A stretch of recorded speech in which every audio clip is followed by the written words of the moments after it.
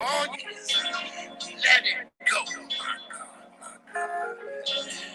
Give it to God and let it go.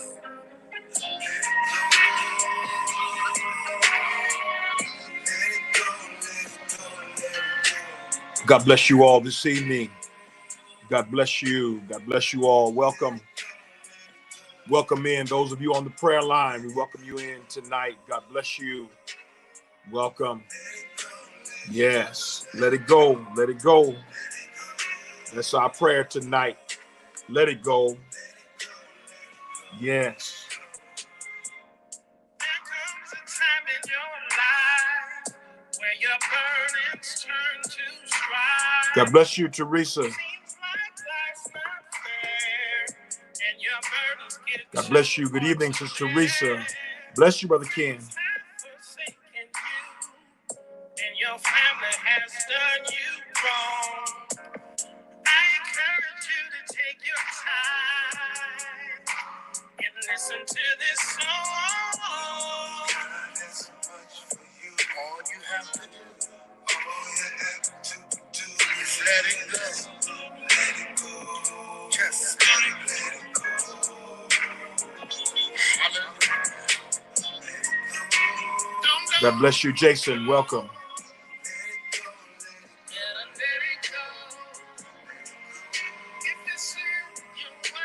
Good evening, Sister Brenda. Welcome. Yes.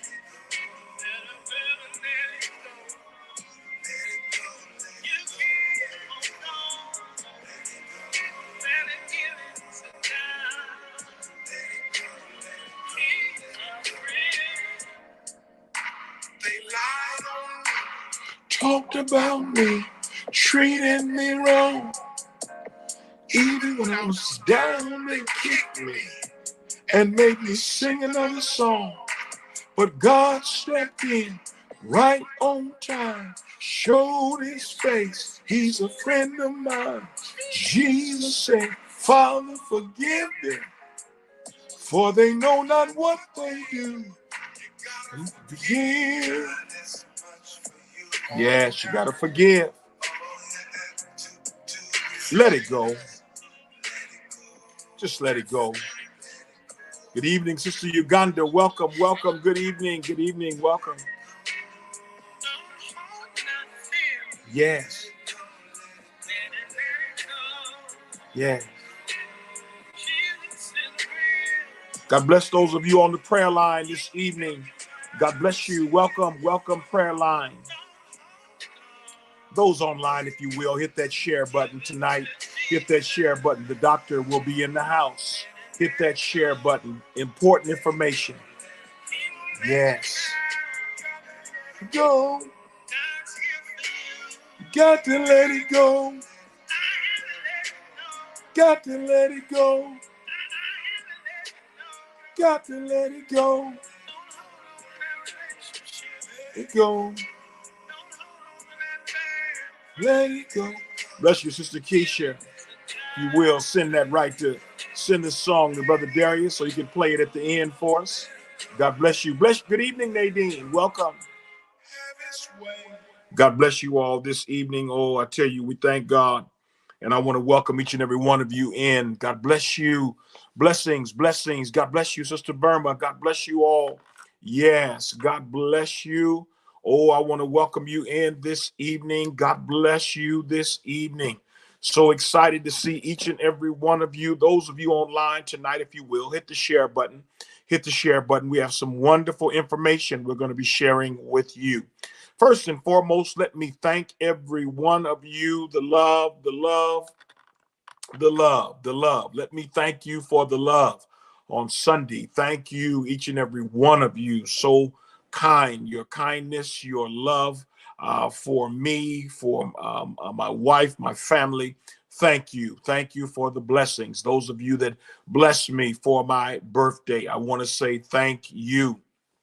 I thank each and every one of you so much. I want to appreciate and just thank each and every one of you for just making the day wonderful. I tell you, I felt the love. I feel the love.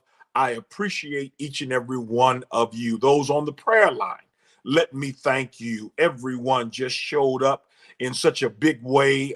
Those of you, you were so kind, so kind. And I want to personally say thank you.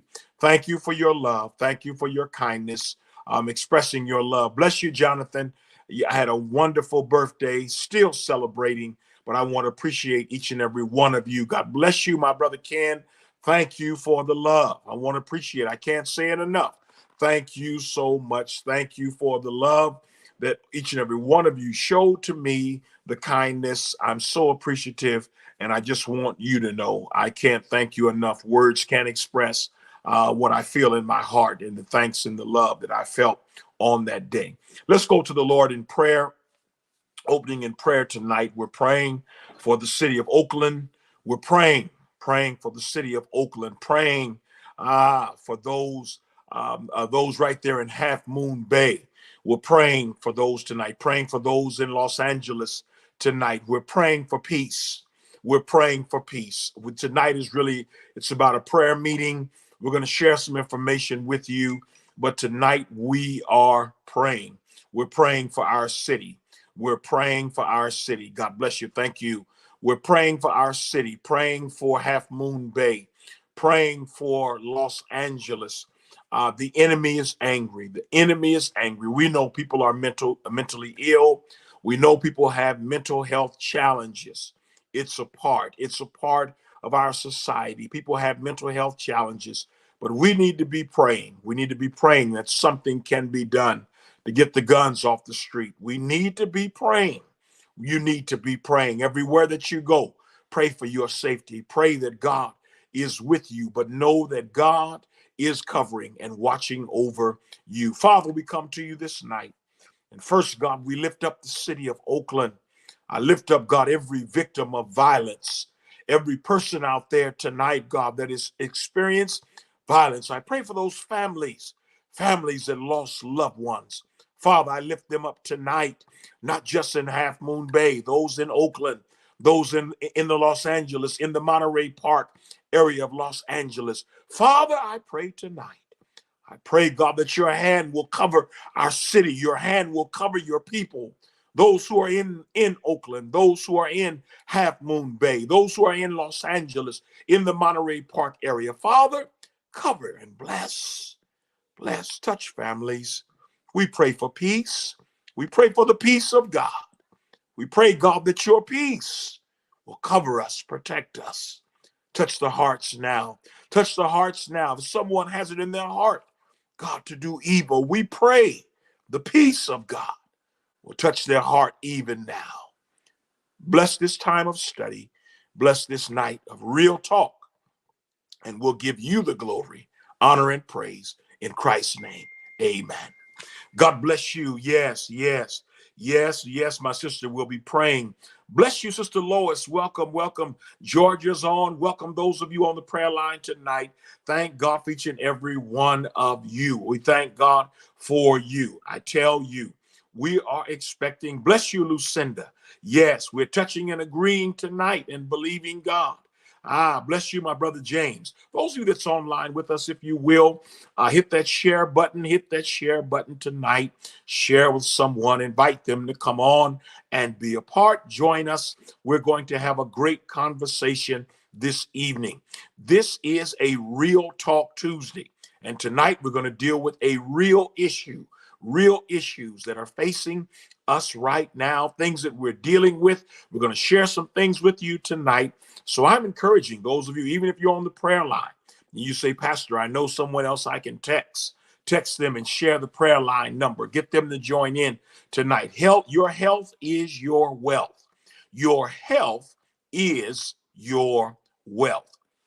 And so it's been a moment since she's been on with us, but we are excited to have her on with us tonight. She is our spiritual and our church resident doctor. I just thank God for her wisdom, her knowledge. We thank God for the work that she does in our community, the lives that she's touched. I want to welcome, she's a friend, she's family to us, and we welcome her on tonight. The doctor is in the house. Dr. Kim Rhodes. I want to welcome Dr. Rhodes into the conversation tonight. God bless you, Dr. Rhodes. Welcome. Happy New Year. We're excited to see you. Happy New Year. How are you doing this evening? Oh, I am doing well and really happy to be back here. Just want to acknowledge the families who have lost loved ones across California. I Yes. just really wish we could just get these guns off the streets. I don't know Yes. why our country is so committed to, having more guns than people. I don't Yes. understand that. Yes. Well, we are praying also. Center of Hope is praying. Sunday, we're going to be praying a special time of prayer during our 8 a.m. worship and our 10 a.m. worship. We're going to be praying for our city, praying for these mass shootings that have taken place, those families that have lost loved ones. And so I'm asking those online tonight, asking those on the prayer line, touch and agree with us in prayer, join with us in prayer. And we're just excited that you're on with us, Dr. Rhodes. Dr. Rhodes, share with us that we have some things going on. Share with us, just give us a brief update of what's going on in our communities. Well, I mean, I hate to really think about how all these things are connected, but I just have to wonder whether or not, the pressure and stress we've all been under with this pandemic is Mm-hmm, erupting, in the form of gun violence, mm-hmm, and people are mm-hmm, feeling pent up. mm-hmm. I will say that what's happening with the pandemic right now, at least here in the Bay Area, is we're in a period actually of relative comfort. There's still a lot of Okay. infection. I don't want to give anybody the impression that the pandemic itself is over, but it does appear that the rates of infection are coming down to some extent.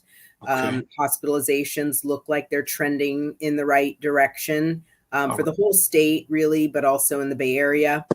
I think the rains we had here really helped, although it hurt other things like flooding and mudslides, but it kept people inside and kept them from gathering. And I think that's why we've seen an improvement Mm-hmm, in terms of infection with COVID.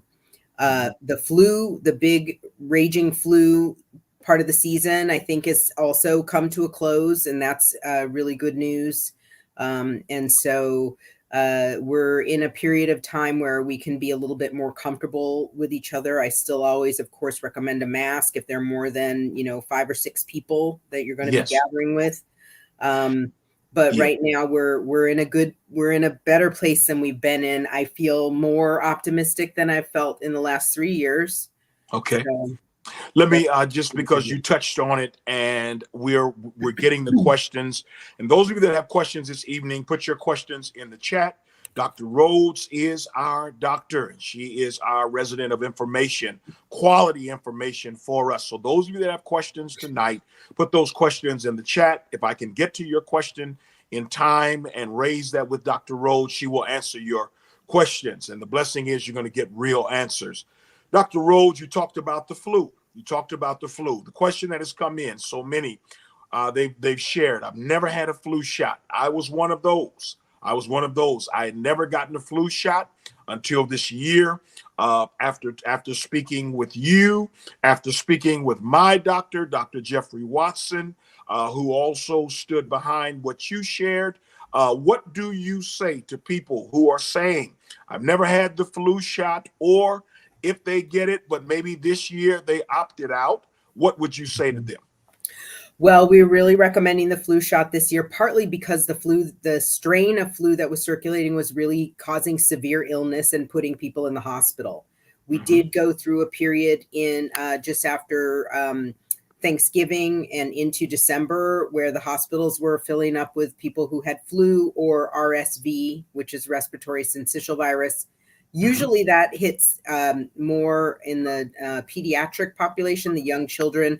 But this year it really it got some adults too.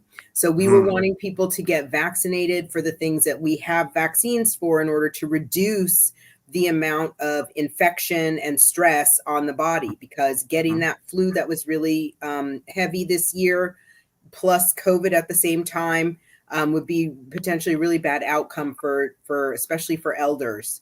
And so really encourage people to go ahead and get the flu shot while we're in this pandemic. I have to admit, I was not a person who got a flu shot on a regular basis until I started working in a hospital where you're required to get the flu shot.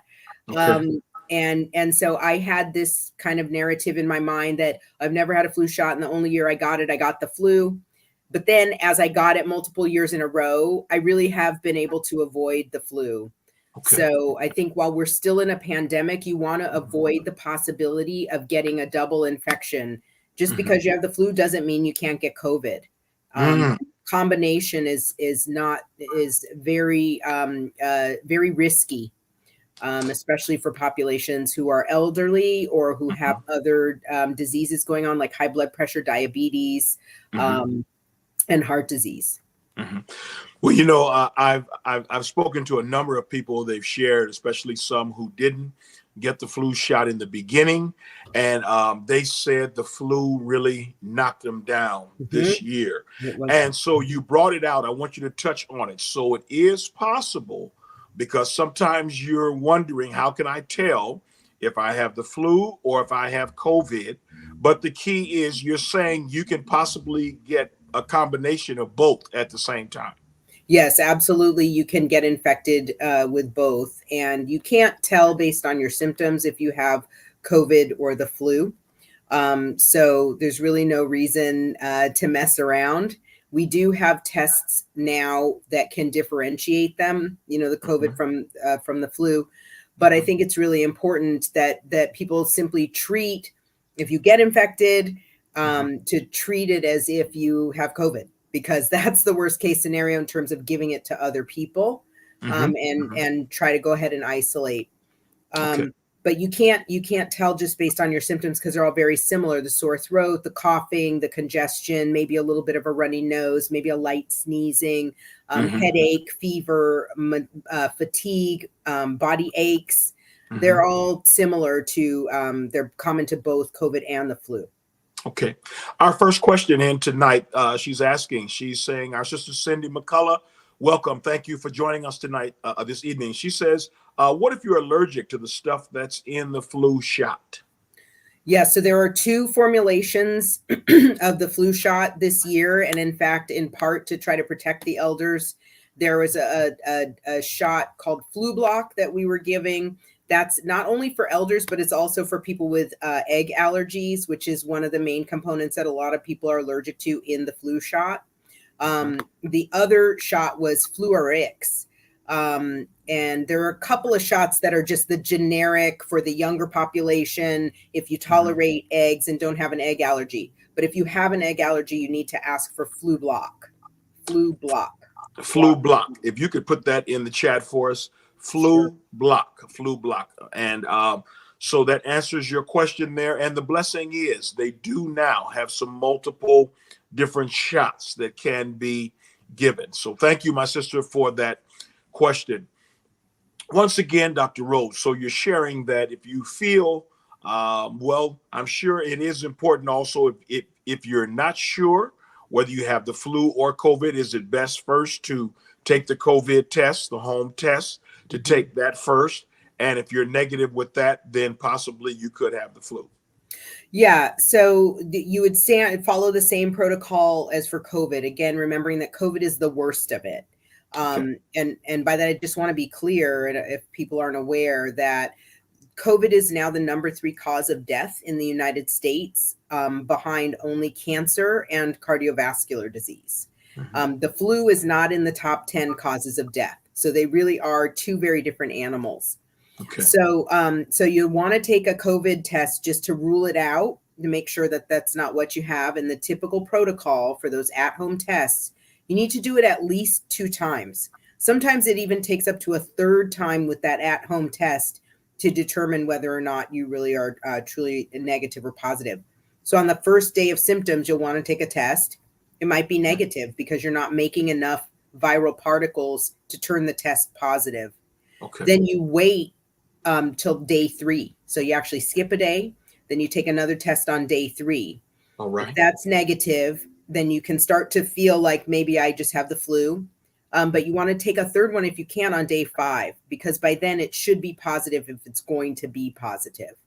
Okay. But don't rely just on a single at-home test, because with these newer variants, they're not as accurate as a PCR test, which is the gold standard, what we used to all, get the swab in the nose and all of that business, and the processing that takes 24 hours.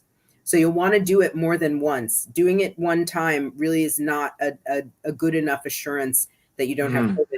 And then finally, what I would say is, regardless of what you have, wear a mask, because that's going to protect the people around you. And it'll protect you in case you have the flu from getting COVID on top of your flu. So really the mask is, I've started calling the mask the goalie, because the COVID's goal is to get in your mouth or your nose. And if you cover it, you put the goalie in the game, then you can block it. So, regardless of what your tests are showing you, you need to mask up. So it's very important, and I want to go over this again. I want folks to really understand, even those of you on the prayer line. I want to make sure that you heard it clearly. So Dr. Rhodes is saying your first day of symptoms, you feel not feeling your best, feeling some of the symptoms, take your test that first day, skip a day, take your second test. These are the home tests. Take that second test the third day, and then take, if possible, a third test on the 5th day. I want everyone to get that. And out of those 3 tests, let's say the first day I'm negative, the third day it says I'm positive, and then the 5th day I'm negative again. What do you say, Dr. Rhodes? I would say still, especially if you have symptoms, I would say take the positive test to mean that you're positive with COVID. Okay. If you do get a conflicting result, then you want to get a PCR, because that's the definitive test and it will tell you either way. But if you have any in that series, if any of them are positive, you should behave as if you have COVID. So you're saying quarantine, isolate. Right. Stay away from other people. If you have the support, have folks, bring the food to you, stay in your room, open your window, let some of the virus particles out of the room, because they will accumulate in the room as you're breathing. If you have access to HEPA filtration, the HEPA filters you can buy on Amazon.com. You can, fire that up. That'll remove virus from the environment. Yes. So that it will help keep other people safe so that you don't transmit it. Again, this is the 3rd leading cause of death for the 3rd year in a row here in our country. So it's really important to try to reduce the number of people who get it from you when, if you have it. So be very conservative. When the test says you're positive, if you also have symptoms, you should assume you actually have COVID. Okay. Question she has, can animals like dogs carry the virus? I work at a restaurant. So dogs and cats can get COVID. And there's some evidence, it's not strong, it's not robust. There haven't been a lot of studies about it that we can actually pass it back and forth with the animals. But we do think that certain animals are what we call a reservoir for COVID. Some animals, get it worse than others. Cats actually are more susceptible than dogs. Okay. But yeah, that is a possibility. And in terms of the restaurant work, really, as a restaurant worker, you need to wear a mask because you're in there all day or however long your shift is. And even though the people who are coming in, may only stay for a little bit of time, you get a little bit of everybody because you're there all day. So really important to wear a high quality mask that fits your face well, a KN95, an N95, a KF94. That's just the Korean version of a KN95. So you'll want to protect yourself in the restaurant setting because that is a high risk setting. Yes. Speaking of now of air quality, and Center of Hope has been so blessed. Dr. Rhodes, we're so blessed. I'm going to show everyone this little instrument here. I want to show you right now the air quality where I am is 752. I'm in the green, which means I'm in a safe, protected area with it being 7:52. This is a very special instrument that we use at the church to test our air quality. Dr. Rhodes, can you talk about that little instrument and what it does? Sure. So what that is a CO2 monitor. And you might be familiar with CO2 because when we breathe in oxygen. When we breathe out, we expel CO2. That's different than carbon monoxide. You know, a lot of people have that monitor in their house for like invisible gases that could make you really sick, and it beeps and everything. That's CO. What we're talking about with your monitor that you just showed is CO2. And that's what we're all expelling. It's your breath, basically. And what that is measuring is how much of your breath is in the room right now. So if you close all the doors and the windows and you continue Real Talk Tuesday for the next hour or so, that number will go up over 1,000, potentially over 2,000, just by you talking in a small room by yourself. Okay. So what that's measuring is, if you imagine people's breath is trapped in the room when the windows are closed, the doors are closed. If they have COVID, the COVID is trapped in there too. Okay. So that's a measure that gives you a little bit of an estimate of how much breath is trapped in the space that you're in, whether that's in the sanctuary or in a fellowship hall or at your house or in your car when you're riding in an Uber.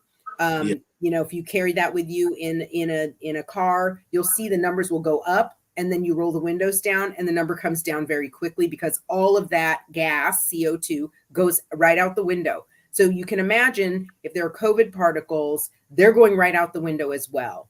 And so that just gives you a nice estimate, and it has a color coding on it.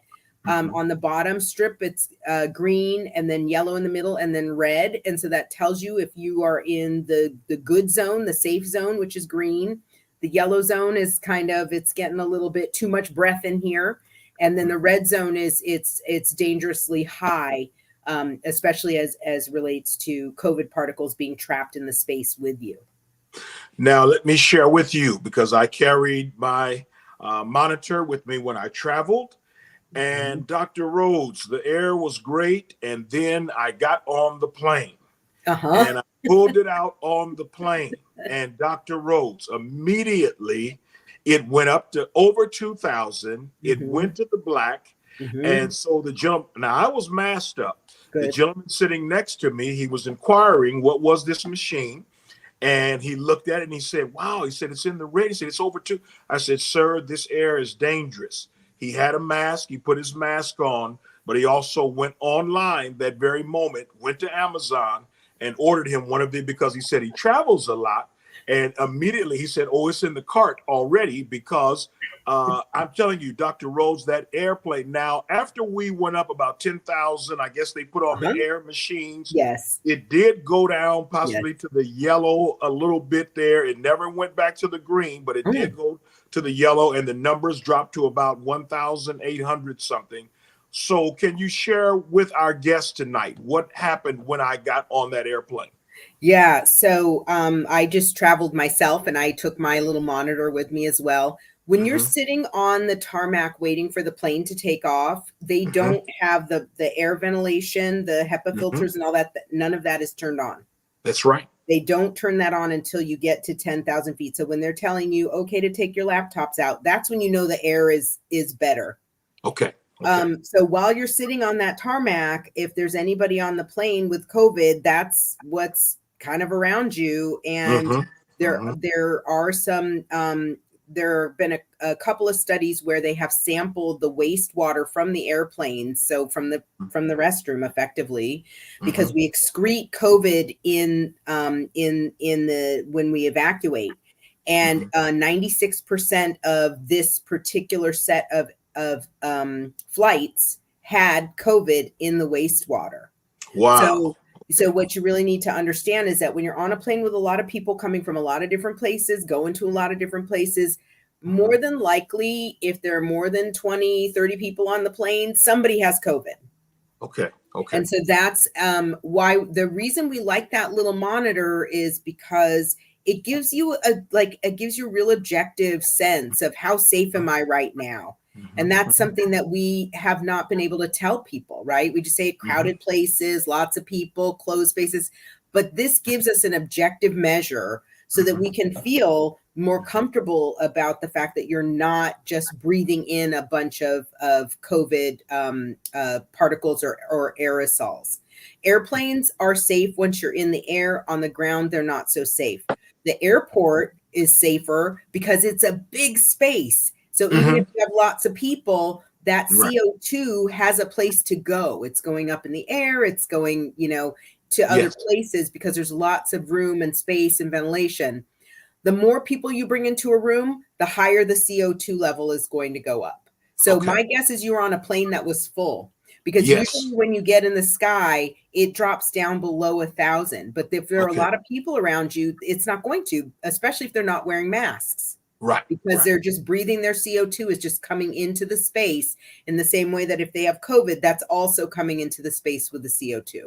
Yes. Well, I want you to know I did wear my mask for the complete flight.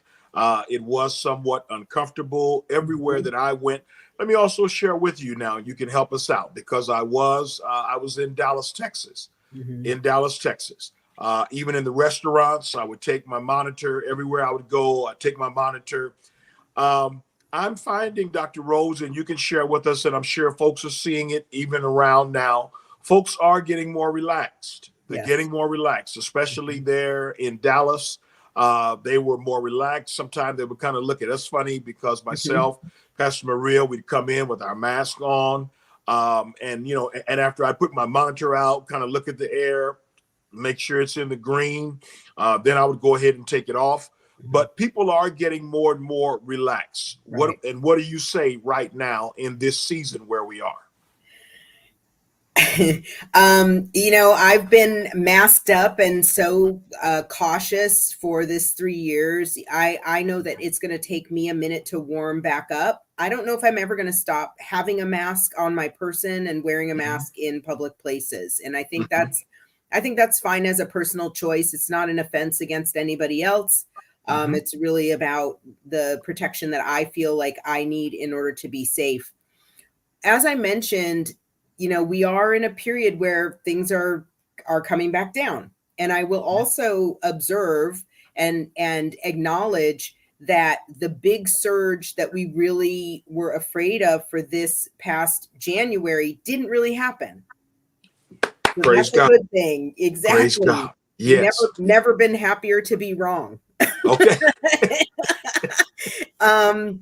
So I understand that, people are really tired of the restrictions and really want to get back to, being in community. I just hope that, that people don't think of this as we are past COVID and COVID is nothing I need to worry about. I think people need to look at it in a measured way, which is the rates are coming down right now. Okay. So, if you have the capacity to check your surroundings, like having a CO2 monitor, and there are a number of them you can get on Amazon.com. There's little pocket ones. If we have the capacity, I think we need to use the tools we understand the risk that we might be taking. That I think that'll help people make better decisions. And then when COVID is, spikes back up again, then you just need to know that, again, what that means when COVID spikes, what it means is that if you're around a handful of people or a group of people, that somebody probably has COVID. That's really what those spikes are telling you. So I understand that people are relaxing. We were on the East Coast. It was interesting. Nobody was wearing a mask. Literally nobody was wearing a mask. But however, we weren't getting the hard looks. Like, people weren't judging us for wearing a mask, right? Okay. I felt very comfortable. It's kind of like, it really is about personal choice. That people weren't like, take that mask off. Okay. So I do see that people are relaxing. I think there are some places where I will never take off my mask. I will not fly without a mask. There are hundreds of people on the plane. Why would I do that? I know somebody's got COVID. You always hear the little cough. You hear the little sneeze. Somebody's got something going on. Yeah. I'm still not yet eating in restaurants. I think I'm probably gonna I'm probably going to hold out on that one for a while. I do eat out. I pick up the delivery or have it delivered. But I still am not yet comfortable. Again, there's lots of people and everybody's unmasked at the same time. So I think right now, while the rates are coming down, I understand why people are relaxing. And I think that what we're laying out here is like an assessment, how to get a sense of how safe are you? If you're in a restaurant, are the doors open? Is there a window open? Can you feel a breeze flowing through? If you've got those things going on, then, you can feel a little more comfortable about being without your mask. If it feels stuffy, you don't really want to be without your mask in a room with 20 or more people. All right. All right.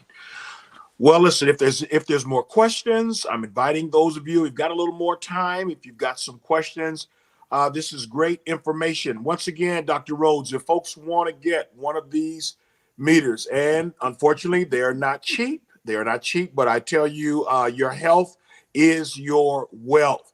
I believe this one is the Aranet, ARANET, the Aranet. I tell you, it works outstanding. I used it in my hotel room to test it everywhere that I went. Now, what I did find, Dr. Rhodes, sometimes certain places people felt uncomfortable when you say you're testing the CO2 or the air quality. Even kind of the stewardess on the plane, she kind of felt like, oh well, don't say that too loud, and and even when I had it, I had it in a church service with me, and so the folks were kind of looking at it. They were afraid it was a little bomb or something. They were nervous, but I found this to be a really important tool, very important tool everywhere that you go. So if folks are interested, how can they get one of these monitors? Yeah, it's on Amazon.com. There are a number of them. That one is a little bit more expensive. It is kind of the gold standard of CO2, of portable CO2 monitors. But there are other ones that will give you, they might not be as, as accurate, but they'll give you a sense. And again, I think we just really didn't do a good job giving people a way to judge, is it safe or not? I don't know how many times I wish that we had a magical spray that you could spray in the room, and if there was COVID there, would turn purple or red or something, and then you would know. So this is the closest thing we have to it, which is saying how much breath is trapped in this room, because in order to transmit COVID, you need to breathe it in, more than once. It's not just a matter of being in front of somebody one time. The issue is the particles, as we've talked about in the past, hang in the air. So what that CO2 monitor is telling you is how much breath is in the air right now. And that gives you an approximation of, if somebody has COVID, that's how much COVID is kind of going to be hanging around. The question coming in, Dr. Rhodes, is COVID worse in cold or hot weather? So in terms of infection and transmitting infection, it's the reason that we see it in the winter and in the cold is actually because people go inside and they close the doors and they turn up the heat, and, everybody's trying to get cozy. And also, of course, all the big holidays for gathering kind of happen in the winter. And so that's why we see it, more in the cold. But the aerosolized particles, which are like an aerosol spray, will hang in the air when there's more humidity. So that's another reason. There's more moisture in the air in the winter months. So it will hang longer. The COVID cloud, we call it. Okay. If you will, take Dr. Rhodes backstage just for a moment. I need to do this. I appreciate each and every one of you that's on with us tonight.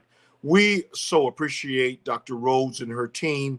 And I want to appreciate all of my Center of Hope family and all of you on the Facebook family, each and every one of you, those on the prayer line this evening. I'm going to ask, if you will, at this time, if you will release a seed tonight. If you will release a seed tonight, if you will sow a seed, help us do the work that God has called us to do.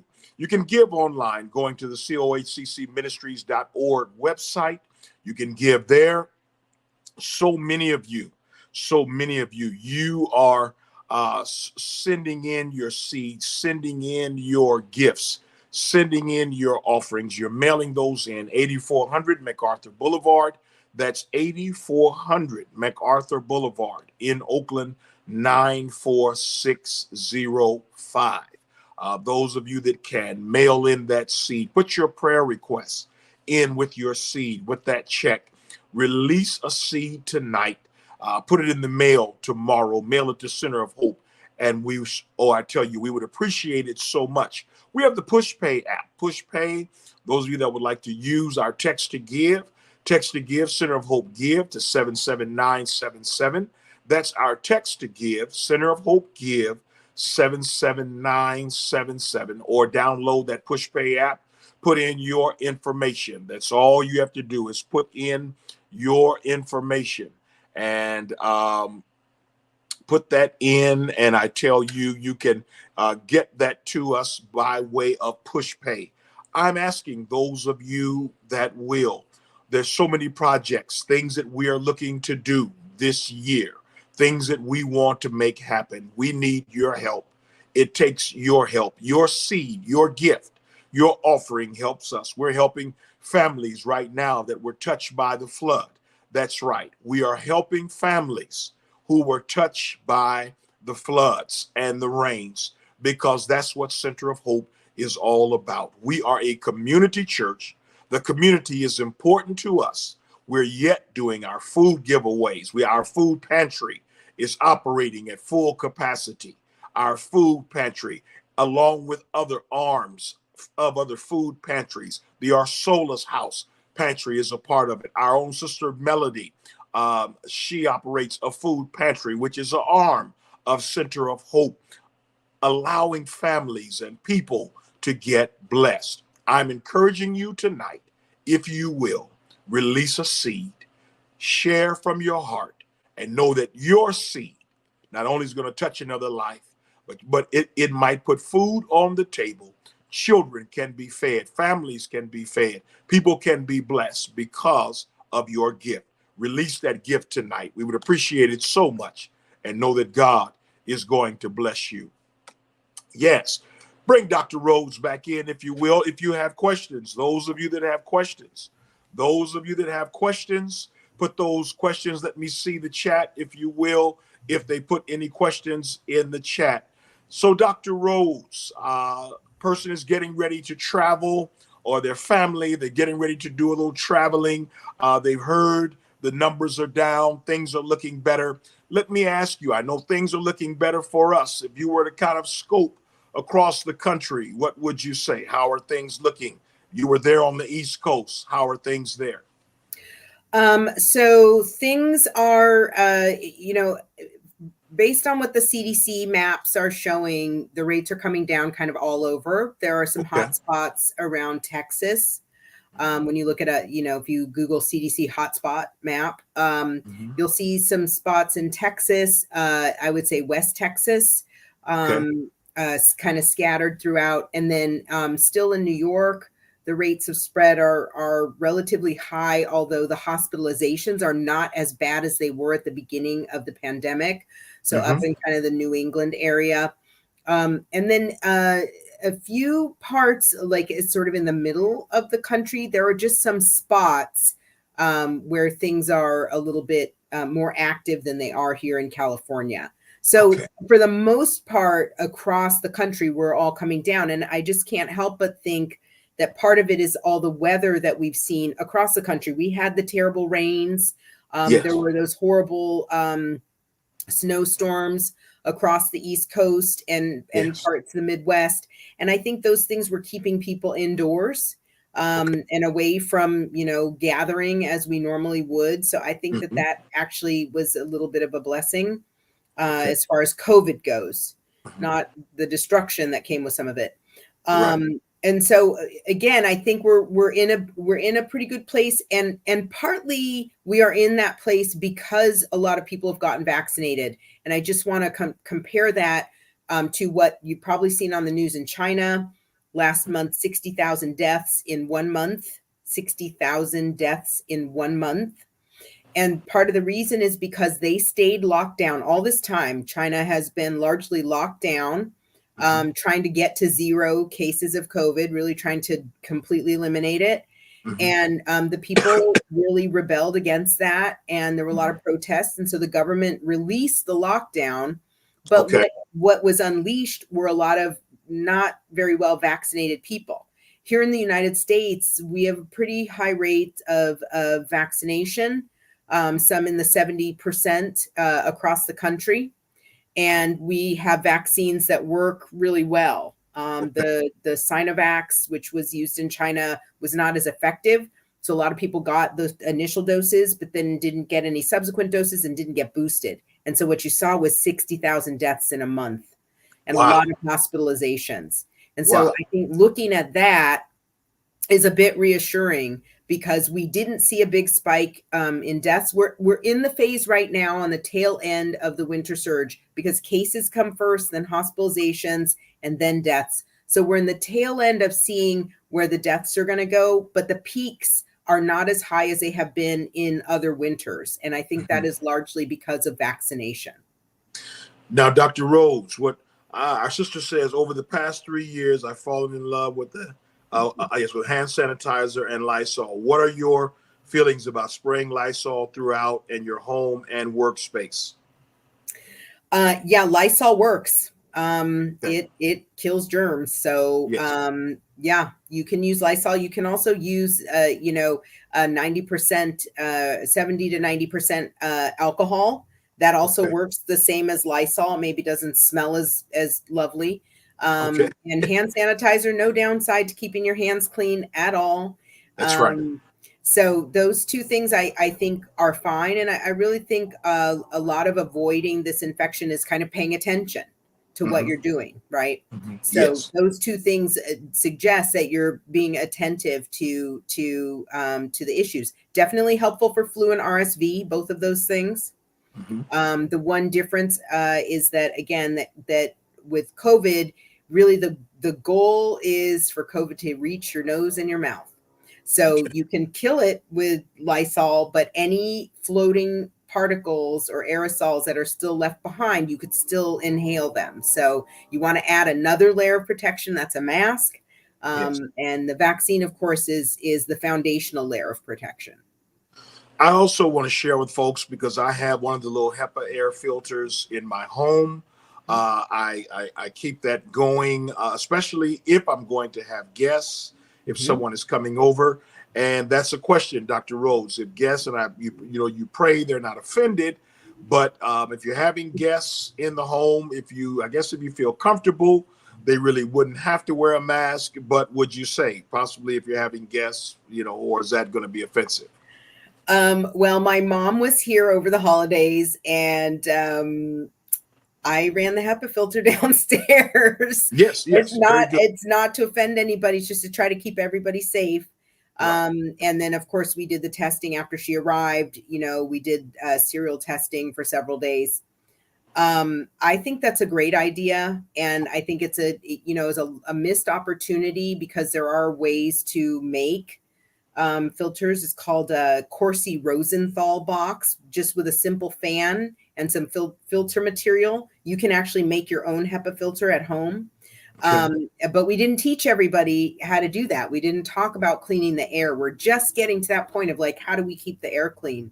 Yes. So I think running a HEPA filter, if you have one available when you're having guests over, I think is a wonderful idea.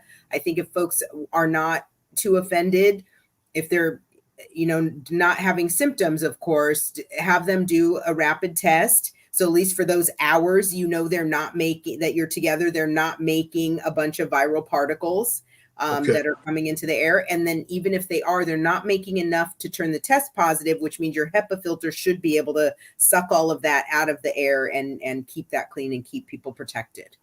Very good. So folks, and if you want to know also about those filters, Amazon has those I've seen them as low as $25. So support says, what are the side effects of the flu shot if you have already gotten vaccinated for COVID? So the two vaccines are asking your body to do different things. It's like having a piano teacher and a drum teacher. So there really is no real cross reactivity. Some people got when we were also doing the MPX vaccine, we would do all 3 in the same day. I personally don't recommend that. I separated my shots by a week or so, because I know that I get really tired. That's my main side effect that I have had, is headache and feeling tired. The flu shot made me super tired. I went to bed early. Okay.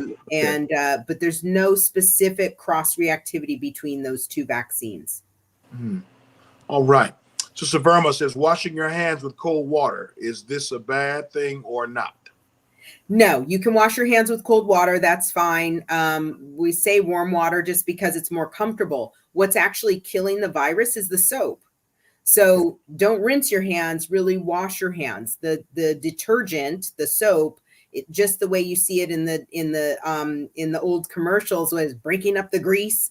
It's rupturing the capsule of the virus. It's making the virus explode, actually. So it's really the soap that's key. The temperature of the water is just for your comfort. Cold water is fine. Just please use soap. Any soap will do. All right. Also, now you raised this question because, yes, we have had some folks on the same day. My brother was one. He got his booster and the flu shot on the same day. And then we had another member, one of our deacons, he did that, and it really, I believe, kind of knocked him down. What do you say to folks as far as, and before we go, we'll talk about the booster also. But what do you say to folks that if they're thinking about getting both of them on the same day? I would recommend, if you're getting them both on the same day, make sure tomorrow you can rest, because it will make you really tired. And I think we don't think about the things that the work our bodies are doing. But to make antibodies, your body is pulling proteins from places, right? Because antibodies are real molecules. So it's not, it's not magical. It's real molecules. So your body is doing the work to make those antibodies. And I think we don't appreciate how much energy it takes for your body to do that. But that's why you get tired, because your body's actually doing work and it needs you to stop, because you're pulling energy from the process of making antibodies. So you need to sit down. And I'm sorry, I just want to, as I'm thinking of this, I want to say one thing that I don't think that people really are aware of, that we're just becoming aware of with long COVID. The risk of developing long COVID after you get COVID, we think, is associated in part with how you exert yourself as you come out of your recovery. So you may still be feeling tired, even though you're able to come out of isolation. Don't push yourself. Don't, think if I go for a run that's going to make everything better, or that it means I'm healthier. Rest, let your body heal, because we think it makes it worse if you push yourself. So please just listen to your body and take the rest that you need. So I would separate the 2 shots if you are prone to exhaustion, or you're already busy in your life. I would separate the shots by a week or so. Okay, very good, very good. Now, the big thing, we've got to deal with the elephant still in the room, because you have people, they've heard you tonight say, oh, our numbers are down, things are looking better, we're looking up. And so they're saying, well, I got my first COVID shots, got my set of shots. I think I'm going to opt out of this last booster. I don't think I need this booster. I'm feeling good. I've had friends. I've heard guys say, man, the COVID shot made me so sick, I don't want to take another one. Folks that are thinking about opting out of the booster, what do you say to them right now? Please opt in. Okay. Okay. When we made the original COVID shots, the Pfizer and the Moderna, they were targeted for what we refer to as the wild type, the parent of all of these new variants that you're seeing. This booster that we have available now is specific to the Omicron family. And basically Omicron has taken over. So what we're seeing now is, I like to say, the grandchildren of Omicron. And so you want to have that booster on board to get the specific antibodies developed against the Omicron family, because that first set of vaccines in the first year that we rolled them out in 2021, we didn't have Omicron then. And so this new booster, the bivalent booster, bivalent just means it covers Omicron as well as the original parent virus from 2020 and 2021. That's why it's bivalent, because both of them are covered in there. You want to get that. And especially if right now, if you are having any immune compromise, that means if you're taking steroids for lupus or for any other kind of chronic condition that requires steroids, if you're on chemotherapy or have cancer, you really want to get boosted. And the reason is because these new variants have gotten away from, they've been able to escape from the medication that we were using, the monoclonal antibodies that we were using as an infusion for some people who either couldn't get vaccinated or were immune compromised, or didn't want to get vaccinated, or were going to undergo chemotherapy. Those monoclonal antibodies no longer work against this Omicron family. So really what we have is getting a shot. And then if you get COVID, we have the pills Paxlovid to try to reduce the virus from making more copies of itself. And so I would say, do not forego the booster because things look good. That's not the situation you want to be in. And remember what I described about China. A big part of their problem is a lot of people were not fully vaccinated or not boosted, or had been vaccinated with a lower quality vaccine. Wow, I tell you, you have given us a wealth of information this evening. If there's any final questions, let me see any other questions there in the chat.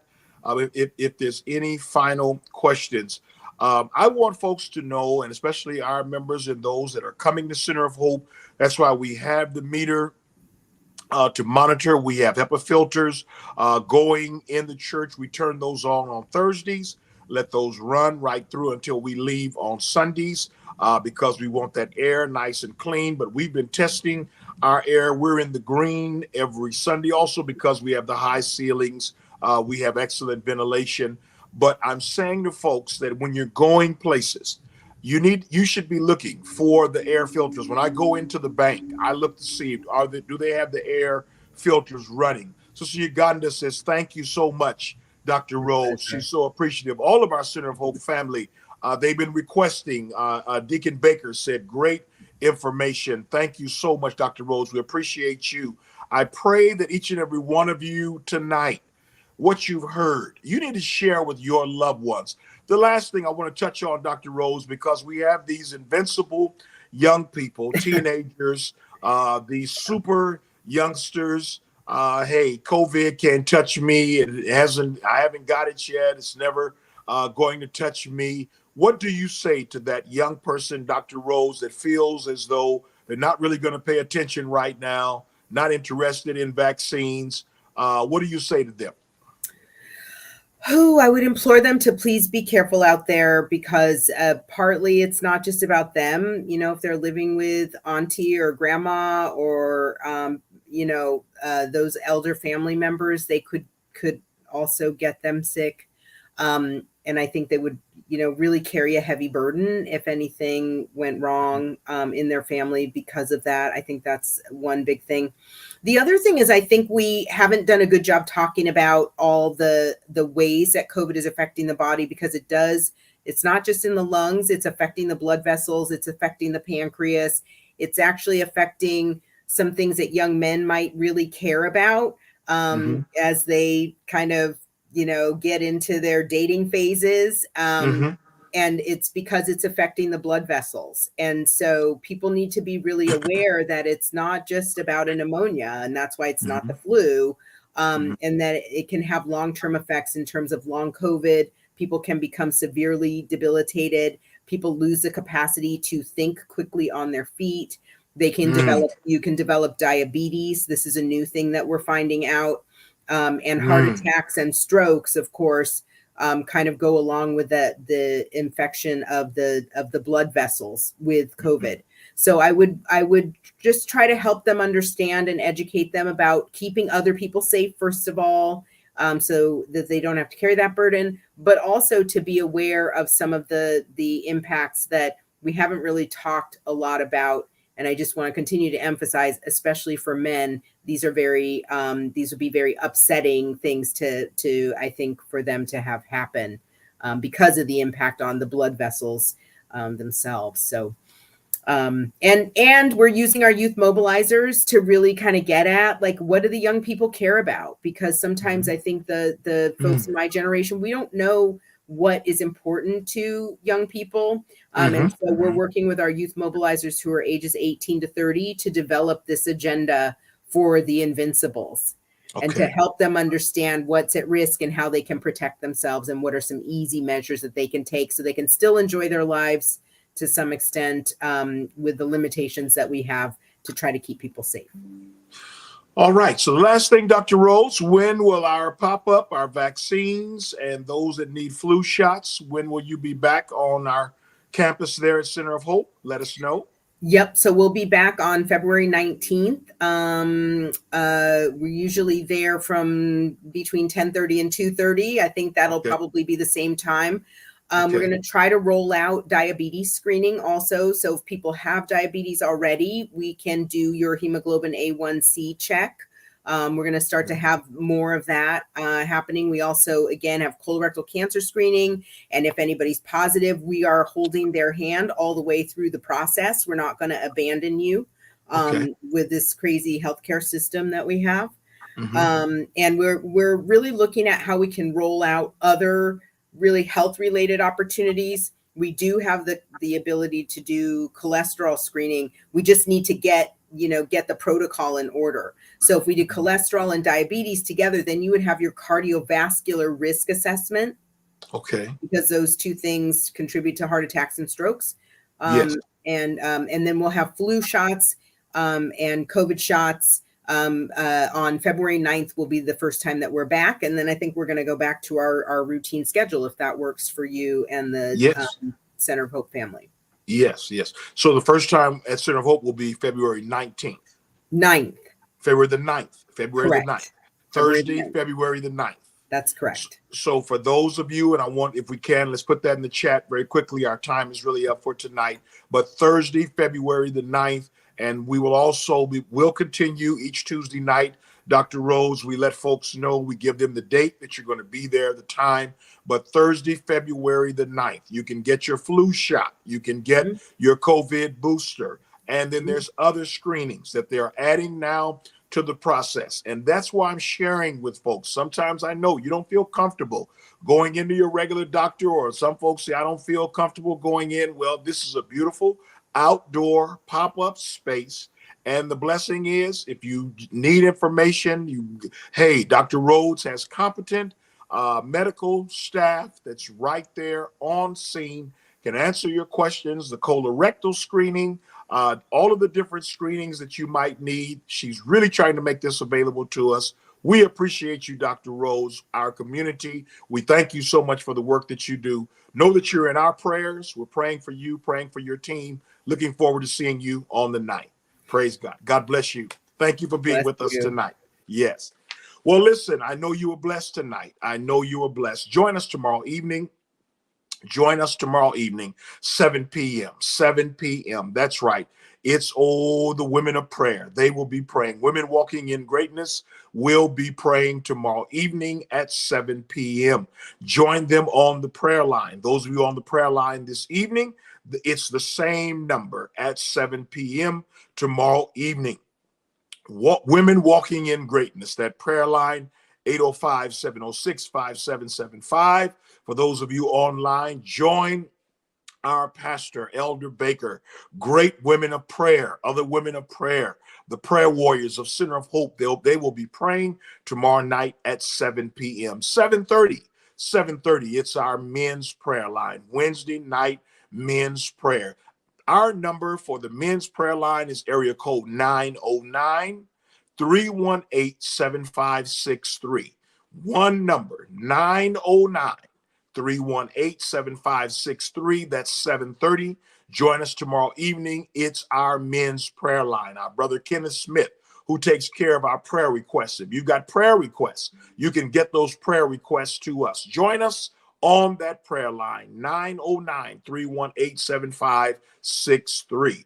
That is the men's prayer line at 7:30. Join our pastor, God's PPP plan. Pray, plan, and prosper. Join our pastor Thursday morning. I tell you, last Thursday, the people were blessed. Join her this Thursday morning for a time of prayer and the word, words of inspiration, words of hope, prayers for you, your family, your loved ones. Join our pastor for God's PPP plan. Pray, plan, and prosper this Thursday morning, 6 a.m. Instagram, Facebook Live, and the prayer line, the 805-706-5775 number. Join our pastor Thursday morning. And then Friday night, our final night of prayer. Every Friday night, it's our Lifeline prayer. Starts at 7 p.m. That's back on the men's number, 909-318-7563. Friday night, 7 p.m. 7 p.m. Just like a good old Friday night service. Join us Friday night for a special time of prayer at 7 p.m. Well, it's that time, and I thank God for each and every one of you. I know you were blessed tonight. I know you were blessed. God bless you, Sister Nadine. God bless you. Our responsibility, and oh, thank you for the appreciation. Yes, God bless you, Pastor Rowe. Bless you, Pastor Rowe. And he wanted to say thank you to the doctor. Pastor Rowe, we're praying for you, looking to see you soon and hear from you. I thank God for each and every one of you. God bless you, Sister Pam. God bless each and every one of you. Once again, let me say thank you to each and every one of you that was so kind to me. Oh, I am still thanking God for each and every one of you. Bless you, Evangelist Yvonne Gibson Johnson.